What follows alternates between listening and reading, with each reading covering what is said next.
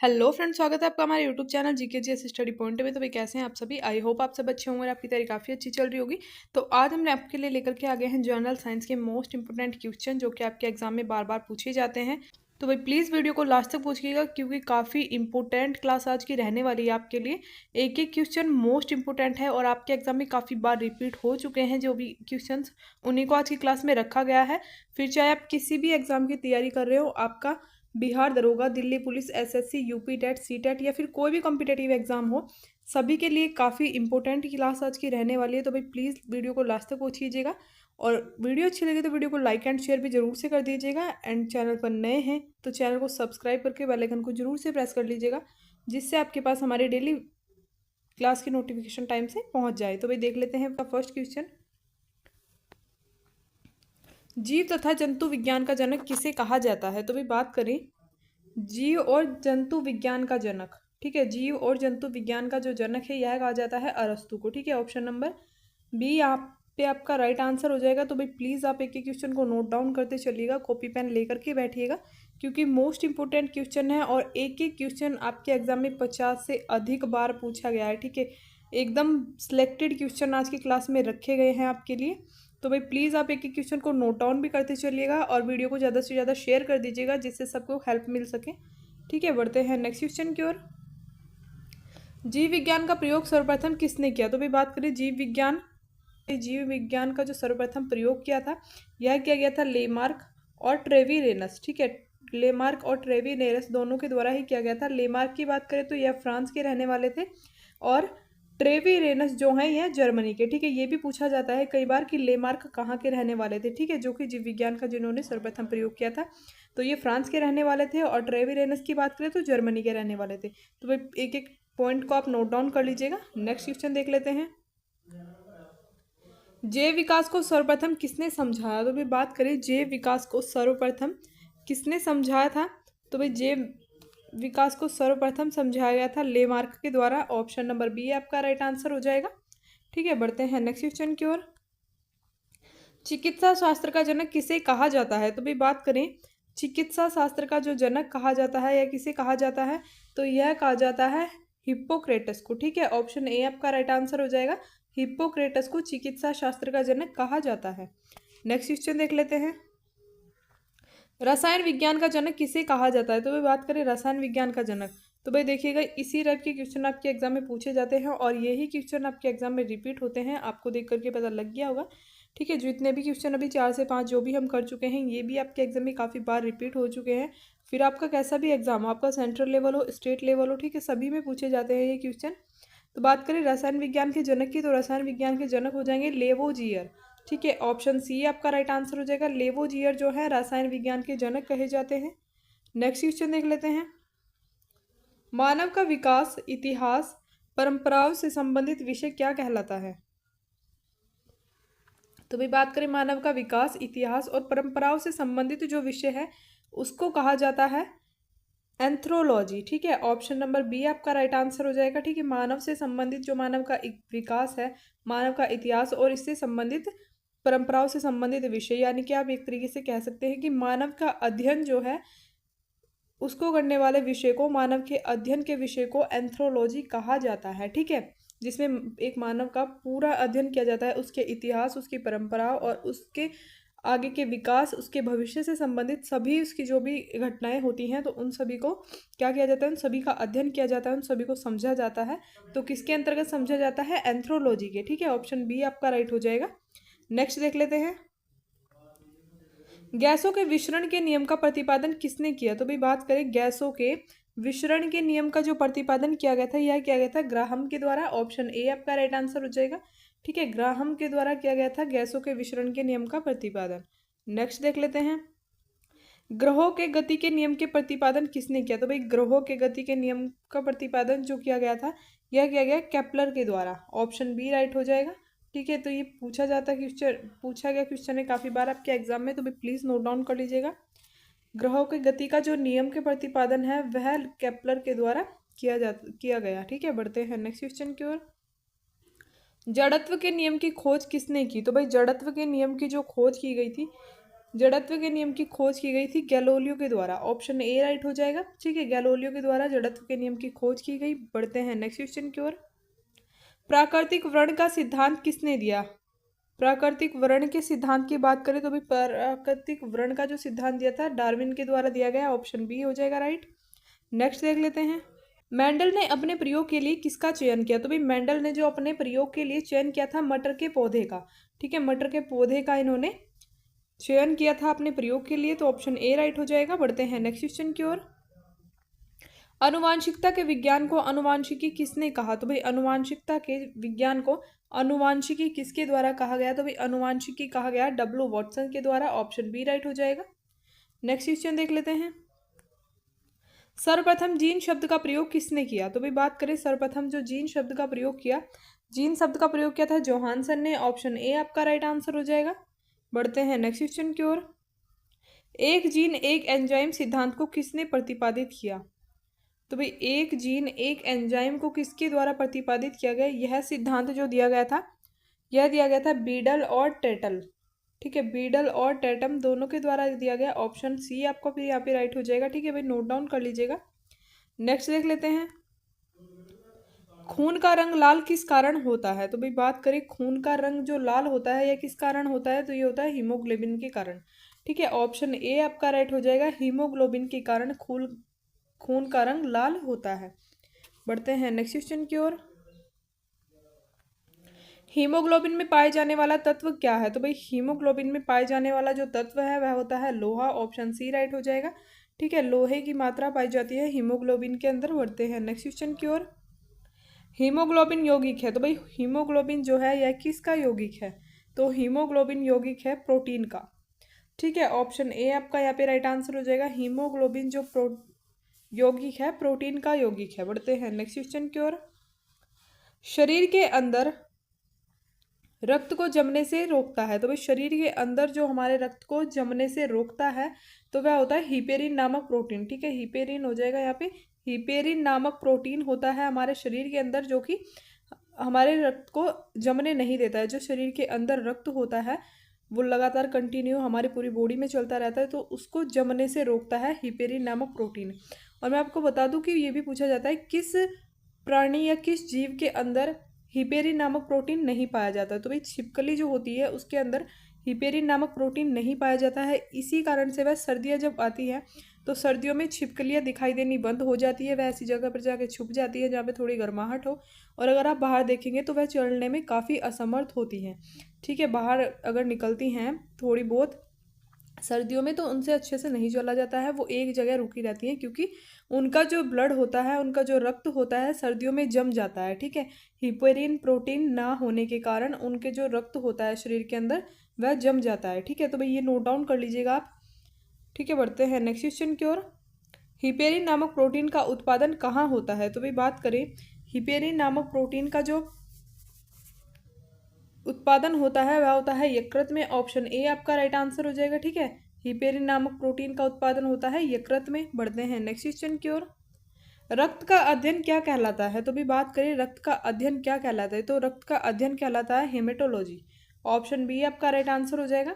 और अगर हम बात करें कार्डियोलॉजी, तो भाई कार्डियोलॉजी किसका अध्ययन है? तो यह मनुष्य के हृदय का अध्ययन। ठीक है, हृदय के जो अध्ययन होता है यह कहलाता है कार्डियोलॉजी। और आपको कमेंट करके बताना है कि पाल्मोलॉजी किसका अध्ययन करता है। यह आज आपके लिए होमवर्क हो जाएगा, तो आपको प्लीज़ कमेंट में आंसर जरूर से कीजिएगा पाल्मोलॉजी किसका अध्ययन होता है, क्योंकि मोस्ट इंपॉर्टेंट है और काफ़ी बार आपके एग्जाम में पूछा जाता है। ठीक है, और ये दोनों आप नोट डाउन कर लीजिएगा। हृदय का अध्ययन हो जाएगा हेमेटोलॉजी, और हृदय का जिसमें अध्ययन किया जाता है तो हो जाएगा कार्डियोलॉजी। ठीक है, बढ़ते हैं नेक्स्ट क्वेश्चन की ओर। रक्त का थक्का बनाने में कौन सहायक होता है? तो भाई रक्त का थक्का बनाने में सहायक होते हैं प्लेट्स। ठीक है, ऑप्शन आपका ए राइट हो जाएगा। प्लेट्स जो हैं रक्त का थक्का बनाने में सहायक होती हैं। बढ़ते हैं नेक्स्ट क्वेश्चन की ओर। प्लेट्स की मृत्यु होती है, तो भाई प्लेट्स की मृत्यु जो होती है वह कहाँ होती है? तो प्लेट्स की मृत्यु होती है प्लीहा में। ठीक है, ऑप्शन आपका सी राइट आंसर हो जाएगा। प्लीहा में प्लेट्स की मृत्यु होती है। नेक्स्ट देख लेते हैं। रक्त का थक्का जमने में सहायक विटामिन कौन सा है? तो भाई बात करें रक्त का थक्का जमने में सहायक विटामिन होता है विटामिन के। तो ये किस रक्त की बात की जा रही है, किस रक्त के जमने की बात यहाँ पे की जा रही है, आप थोड़ा सा समझ लीजिएगा। जैसे हमारे बॉडी में कहीं पर भी कोई घाव हो जाता है, कोई कट लग जाता है, तो हमारे शरीर से जो ब्लड निकलता है, ठीक है, फिर ब्लड निकलता है तो विटामिन के एक ऐसा विटामिन है जिसकी मौजूदगी में जो ब्लड होता है हमारे शरीर का जो बाहर निकल रहा है आपके कट की जगह से, तो वो आप रोकते हो, ठीक है, आपने थोड़ा सा कुछ उस पर लगा दिया तो वो रुक जाएगा। तो ये रुकता किस कारण है? ये रुकता है विटामिन के कारण, ठीक है। अगर नहीं होगा तो आपके वो बॉडी में वो मतलब जहाँ पे कट है वहाँ पे शरीर रक्त का थक्का नहीं बनेगा। थक्का मतलब वो एक जगह जम जाता है, जैसे वहीं पर भी घाव छिल जाएगा तो वो जमा हुआ खून आपको दिखता है, वहाँ पे विटामिन के की मौजूदगी में वो जमता है, ठीक है, बाहर ज़्यादा नहीं निकलता। अगर आपके शरीर में विटामिन के नहीं होगी तो वो बाहर एक तरफा निकलता जाएगा और फिर आपकी बॉडी में काफ़ी ज़्यादा दिक्कत आ जाती है, ठीक है। लेकिन विटामिन के की जो मौजूदगी होती है उससे काफ़ी कम कम ब्लड निकलने पर ही आपका ब्लड जो वो जम जाता है, रुक जाता है बाहर, तो वो इस विटामिन के की मौजूदगी में ही रुकता है, ठीक है। तो ये आप नोट डाउन कर लीजिएगा। पीछे हिपेरिन जो प्रोटीन की बात की थी हमने, तो वो होता है आपके बॉडी के अंदर जो शरीर में रक्त को जमने नहीं देता है, ठीक है। और विटामिन के जो होता है वह जो हमारे शरीर से बाहर खून निकलता है किसी घाव के कारण, तो वो जब रुकता है तो वो विटामिन के की मौजूदगी के कारण एक रक्त का थक्का बन जाता है, ठीक है। फिर उसके ऊपर एक वो लेयर आ जाती है जिससे कि हमारा घाव फिर ठीक होने लगता है धीरे धीरे, ठीक है। तो भाई ये नोट डाउन कर लीजिएगा आप। नेक्स्ट देख लेते हैं, रुधिर का तरल भाग क्या कहलाता है? तो भाई बात करें रुधिर का जो तरल भाग कहलाता है प्लाज्मा, ठीक है। ऑप्शन नंबर ए आपका राइट आंसर हो जाएगा। जो हमारे रुधिर का तरल भाग होता है उसको प्लाज्मा कहा जाता है। बढ़ते हैं नेक्स्ट क्वेश्चन की ओर। प्लाज्मा में जल का तरल भाग कितना होता है? तो भी बात करें प्लाज्मा में जल का जो तरल भाग होता है वह कितना होता है? तो वह होता है 90%, ठीक है। ऑप्शन बी हो जाएगा, 19% होता है, 90% होता है प्लाज्मा में जल का तरल भाग। बढ़ते हैं नेक्स्ट क्वेश्चन की ओर। रक्त का कितना प्रतिशत भाग प्लाज्मा होता है? तो भाई रक्त का कुल कितना प्रतिशत भाग है जो प्लाज्मा होता है? तो कुल 55%, ठीक है, कुल 55% रक्त का होता है जो प्लाज्मा होता है, ठीक है, रक्त का भाग जो प्लाज्मा होता है। नेक्स्ट देख लेते हैं, रक्त में पाई जाने वाली धातु कौन सी है? तो भाई रक्त में जो पाई जाने वाली धातु होती है वह होती है लोहा, ठीक है। लोहा जो होता है हमारे रक्त में पाया जाता है, ठीक है। बढ़ते हैं नेक्स्ट क्वेश्चन की ओर। ब्लड बैंक किसे कहा जाता है? तो भाई बात करें ब्लड बैंक कहा जाता है प्लीहा को। ऑप्शन नंबर ए आपका राइट आंसर हो जाएगा, ठीक है, ब्लड बैंक कहा जाता है प्लीहा को। बढ़ते हैं नेक्स्ट क्वेश्चन की ओर। आरबीसी का कब्रगाह किसे कहा जाता है? तो भी बात करें आरबीसी का जो कब्रगाह कहा जाता है तो आरबीसी का कब्रगाह कहा जाता है प्लीहा को। ऑप्शन बी आपका राइट आंसर हो जाएगा। और अगर बात करें आरबीसी के निर्माण की, तो आरबीसी का जो निर्माण होता है वो होता है अस्थि मज्जा में, ठीक है। ऑप्शन फिर आपका यहाँ पे राइट हो जाएगा, अस्थि मज्जा। अगर बात की जाए आरबीसी के निर्माण की तो फिर वहाँ पे अस्थि मज्जा राइट हो जाएगा। और आरबीसी के कब्रगाह की बात करें तो फिर आपका प्लीहा हो जाएगा। और दो क्वेश्चन और भी आरबीसी से रिलेटेड इंपॉर्टेंट पूछे जाते हैं। आरबीसी की फुल फॉर्म आपसे काफ़ी बार पूछी जाती है। तो भाई बात करें आरबीसी की जो फुल फॉर्म हो जाएगी रेड ब्लड सेल्स, ठीक है, ये आप नोट डाउन कर लीजिएगा, रेड ब्लड सेल्स, ठीक है, रेड ब्लड सेल्स होती है जो आरबीसी की फुल फॉर्म, ये नोट डाउन कर लीजिएगा, काफ़ी बार आपसे पूछी जाती है। और अगर बात करें हम आरबीसी के जीवन काल, तो भाई ये भी काफ़ी बार पूछा जाता है। आरबीसी का जीवन काल जो होता है कुल 120 दिन का होता है, ठीक है, 120 दिन का होता है, तो ये भी नोट डाउन कर लीजिएगा। बढ़ते हैं नेक्स्ट क्वेश्चन की ओर। ब्लड बैंक में रक्त को सुरक्षित रखा जाता है, तो भी ब्लड बैंक में रक्त को सुरक्षित रखा जाता है कितने टेम्परेचर पर? तो ये हो जाएगा आपका 45 डिग्री फ़ारेनहाइट, ठीक है, 45 डिग्री फ़ारेनहाइट पर ब्लड बैंक में ब्लड को सुरक्षित रखा जाता है। नेक्स्ट देख लेते हैं, रक्त समूह होते हैं, तो भाई रक्त समूह कुल कितने होते हैं? तो रक्त समूह होते हैं, रक्त समूह A, blood group B, blood group A B और ब्लड ग्रुप ओ, ठीक है। तो ये सभी टाइप के होते हैं। ऑप्शन डी ई आपका यहाँ पे राइट हो जाएगा, नोट डाउन कर लीजिएगा। नेक्स्ट देख लेते हैं, रक्त समूह की खोज किसने की? तो भाई रक्त समूह की जो खोज की गई थी या किसके द्वारा की गई? तो रक्त समूह की खोज की थी लैंड स्टीनर ने। ऑप्शन नंबर ए आपका राइट हो जाएगा, ठीक है, लैंड स्टीनर ने रक्त समूह की खोज की थी। बढ़ते हैं नेक्स्ट क्वेश्चन की ओर। रक्त सर्वदाता रक्त समूह है, तो भाई सर्वदाता रक्त समूह की बात करें यानी कि यूनिवर्सल डोनर जिसे कहा जाता है, तो कौन सा रक्त है जो कि सभी को रक्त दे सकता है, ठीक है, सभी ब्लड ग्रुप को अपना ब्लड दे सकते हैं। तो कौन से व्यक्ति होते हैं, किस ब्लड ग्रुप के व्यक्ति होते हैं, तो ऑप्शन नंबर सी आपका राइट हो जाएगा। ब्लड ग्रुप ओ वाले जो व्यक्ति होते हैं वह सभी टाइप के ब्लड ग्रुप को अपना ब्लड दे सकते हैं, ठीक है। तो ये नोट डाउन कर लीजिएगा। बढ़ते हैं नेक्स्ट क्वेश्चन की ओर। सर्वग्राही रक्त समूह किसे कहा जाता है, तो भी बात करें सर्वग्राही जो रक्त समूह है यानी कि जो सभी से ब्लड ले सकते हैं, ठीक है। देने वाला हो गया ओ ब्लड ग्रुप जो कि सभी ब्लड ग्रुप्स को अपना ब्लड दे सकते हैं। और बात करें जो सभी से अपना सभी का ब्लड ग्रुप अपने अंदर ले सकते हैं, तो ऐसे व्यक्ति होते हैं ब्लड ग्रुप ए बी वाले व्यक्ति, ठीक है, जिनका ब्लड ग्रुप होगा ए बी, ठीक है, वो व्यक्ति होते हैं जो कि सर्वग्राही रक्त समूह कहलाते हैं, ठीक है। बढ़ते हैं नेक्स्ट क्वेश्चन की ओर। आर एच फैक्टर किससे संबंधित है, तो भी बात करें आर एच फैक्टर जो है यह रक्त से संबंधित है, ऑप्शन सी हो जाएगा राइट आंसर। बढ़ते हैं नेक्स्ट क्वेश्चन की ओर। आर एच फैक्टर के खोजकर्ता कौन थे, तो भाई बात करें आर एच फैक्टर के जो खोजकर्ता कौन थे, तो भाई बात करें आर एच फैक्टर के खोजकर्ता, तो ऑप्शन हो जाएगा आपका सी राइट, लैंडस्टीनर और वीनर, ठीक है, ये दोनों ही क्या थे, आर एच फैक्टर के खोजकर्ता हैं, ठीक है। तो ऑप्शन सी नोट डाउन कर लीजिएगा। नेक्स्ट देख लेते हैं।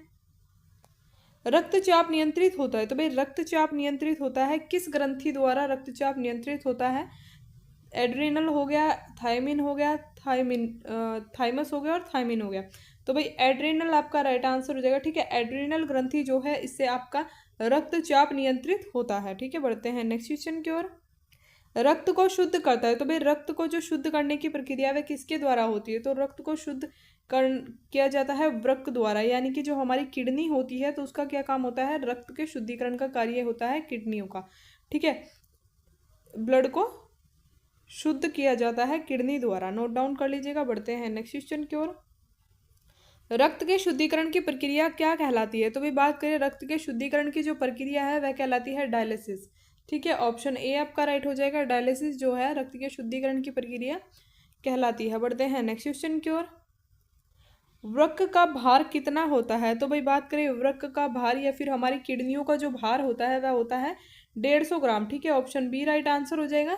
150 ग्राम होता है कुल हमारे वृक्क का भार या फिर किडनियों का भार। तो भाई बढ़ते हैं नेक्स्ट क्वेश्चन की ओर। मानव गुर्दे में बनने वाली पथरी बनी होती है, तो भाई जो मानव गुर्दे में बनने वाली पथरी है तो वह किससे बनी होती है, तो वह होती है कैल्शियम ऑक्जिलेट से, ठीक है। ऑप्शन सी हो जाएगा, कैल्शियम ऑक्जिलेट से बनी होती है मानव गुर्दे में बनने वाली पथरी, ठीक है। बढ़ते हैं नेक्स्ट क्वेश्चन की ओर। रक्त का पीएच मान होता है, तो भाई रक्त का जो हमारे पीएच मान होता है तो वह कितना होता है, तो रक्त का जो पीएच मान होता है 7.4, ठीक है, 7.4 हो जाएगा रक्त का पीएच मान। भाई नोट डाउन कर लीजिएगा, देखो मोस्ट इंपॉर्टेंट क्वेश्चन है और वैसे आपको सभी क्वेश्चंस का लेवल देख करके पता लग गया होगा कि सभी क्वेश्चन काफ़ी इंपॉर्टेंट है। तो भाई प्लीज़ आप एक एक क्वेश्चन को नोट डाउन करते चलिएगा और वीडियो अच्छी लगे तो वीडियो को लाइक और ज़्यादा से ज़्यादा शेयर जरूर से कर दीजिएगा, ठीक है। और चैनल पर नए हैं तो भाई चैनल को भी सब्सक्राइब कर लीजिएगा, क्योंकि हम डेली क्लासेस में इसी टाइप के मोस्ट इंपॉर्टेंट जीके जीएस के क्वेश्चंस को कवर करते हैं जो कि आपके एग्जाम में रिपीट होते हैं, एकदम सिलेक्टेड क्वेश्चन, ठीक है। तो प्लीज़ आप चैनल को सब्सक्राइब भी भाई जरूर से कर लीजिएगा। बढ़ते हैं नेक्स्ट क्वेश्चन की ओर। रक्तदाब मापने वाला यंत्र क्या कहलाता है, तो भी बात करें रक्तदाब मापने वाला जो यंत्र है उसे कहा जाता है सिफग्मो मैनोमीटर, ठीक है। ऑप्शन नंबर सी राइट हो जाएगा, सिफग्मो मैनोमीटर कहा जाता है रक्तदाब मापने वाले यंत्र को, ठीक है। और अगर बात करें लैक्टोमीटर की, तो भाई लैक्टोमीटर के द्वारा क्या मापा जाता है, दूध की शुद्धता जो है, ठीक है, दूध की शुद्धता मापी जाती है किसके द्वारा, लैक्टोमीटर के द्वारा। और अगर हम बात करें रेन गेज, तो भाई रेन गेज के द्वारा क्या मापा जाता है, तो वर्षा मापी यंत्र है रेन गेज, ठीक है, वर्षा मापी यंत्र, ये भी आप नोट डाउन कर लीजिएगा। और अगर बात करें सिस्मोग्राफ, तो भाई सिस्मोग्राफ के द्वारा क्या मापा जाता है ये आप हमें बताएंगे कमेंट करके। ये दो क्वेश्चन हमने आपको होमवर्क के लिए दे दिए हैं और कमेंट बॉक्स में आपको ज़रूर से बताना है कि सिस्मोग्राफ के द्वारा क्या मापा जाता है। और बाकी आप ये 3 पॉइंट नोट डाउन कर लीजिएगा, ठीक है। रेन गेज हो गया वर्षा मापी यंत्र, सिफग्मो मैनोमीटर जो है रक्तदाब मापने वाला यंत्र, और लैक्टोमीटर जो है दूध की शुद्धता के लिए यंत्र जो होता है, ठीक है। तो भाई नोट डाउन आप कर लीजिएगा। बढ़ते हैं नेक्स्ट क्वेश्चन की ओर। सर्वप्रथम रक्त परिसंचरण तंत्र का अध्ययन किसने किया? तो भाई सर्वप्रथम रक्त परिसंचरण तंत्र का जो अध्ययन किया गया था तो यह किसके द्वारा किया गया था? विलियम हार्वे द्वारा। ऑप्शन ए हो जाएगा राइट। ठीक है, बढ़ते हैं नेक्स्ट क्वेश्चन की ओर। शरीर से हृदय की ओर रक्त ले जाने वाली रक्तवाहिनी क्या कहलाती है? तो भाई जो हमारी शरीर से पूरी बॉडी से ब्लड को हृदय की ओर ले जाने वाली रक्तवाहिनी है तो उसको क्या कहा जाता है? तो उसको कहा जाता है शिरा। ठीक है, ऑप्शन बी राइट आंसर हो जाएगा। शिरा कहा जाता है शरीर से हृदय की ओर रक्त ले जाने वाली रक्तवाहिनी को। नोट डाउन कर लीजिएगा। बढ़ते हैं नेक्स्ट क्वेश्चन की ओर। हृदय से शरीर की ओर रक्त ले जाने वाली रक्तवाहिनी क्या कहलाती है? तो भाई अब आपसे पूछा गया कि हमारे जो हृदय से शरीर की ओर रक्त ले जाने वाली रक्तवाहिनी है तो उसको क्या कहा जाता है? तो उसे कहा जाता है धमनी। ऑप्शन बी राइट हो जाएगा। ठीक है, धमनी कहा जाता है जो हृदय से शरीर की ओर लेकर जाती है रक्त को, और शिरा कहा जाता है जो शरीर से हृदय की ओर रक्त को लेकर जाती है। बढ़ते हैं नेक्स्ट क्वेश्चन की ओर। हृदय की धड़कन का नियंत्रक है। तो भाई हृदय की धड़कन के नियंत्रक क्या है? तो पेसमेकर। ठीक है, ऑप्शन ए आपका राइट हो जाएगा। पेसमेकर जो है हृदय की धड़कन के लिए नियंत्रक एक यंत्र है। बढ़ते हैं नेक्स्ट क्वेश्चन की ओर। जराविक सेवन है। तो भाई जराविक सेवन क्या है? तो जराविक सेवन जो है यह है कृत्रिम हृदय। ऑप्शन बी हो जाएगा, कृत्रिम हृदय है जराविक सेवन। ठीक है, बढ़ते हैं नेक्स्ट क्वेश्चन की ओर। शरीर में ऑक्सीजन का परिवहन किसके द्वारा किया जाता है? तो भाई शरीर में ऑक्सीजन का जो परिवहन किया जाता है यह रक्त द्वारा किया जाता है। ऑप्शन बी हो जाएगा। जो हमारी पूरी बॉडी में ऑक्सीजन का परिवहन होता है यह होता है हमारे रक्त के द्वारा। बढ़ते हैं नेक्स्ट क्वेश्चन की ओर। पित्त होता है। तो भाई पित्त क्या होता है? पित्त होता है पीले हरे रंग का क्षारीय द्रव। ठीक है, पीले हरे रंग का जो क्षारीय द्रव होता है वह क्या होता है? पित्त उसे कहा जाता है। बढ़ते हैं नेक्स्ट क्वेश्चन की ओर। पित्त का पीएच मान होता है। तो भाई पित्त का पीएच मान कितना होता है? तो पित्त का जो पीएच मान होता है 7.7 होता है। ऑप्शन बी हो जाएगा राइट आंसर। ठीक है, बढ़ते हैं नेक्स्ट क्वेश्चन की ओर।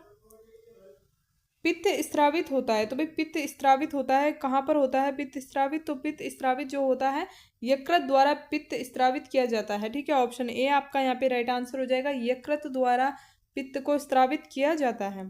तो भाई ये थे आज के हमारे कुछ इंपॉर्टेंट क्वेश्चन। आई होप आपको वीडियो अच्छी लगी होगी। वीडियो अच्छी लगे तो वीडियो को लाइक एंड शेयर जरूर से कर दीजिएगा, और चैनल पर नए हैं तो भाई इसी टाइप के मोस्ट इंपॉर्टेंट क्वेश्चन के लिए, प्रैक्टिस सेट के लिए हमारे चैनल को सब्सक्राइब करके बेल आइकन को जरूर से प्रेस कर लीजिएगा, जिससे आपके पास हमारी डेली वीडियो की नोटिफिकेशन टाइम से पहुंच जाए।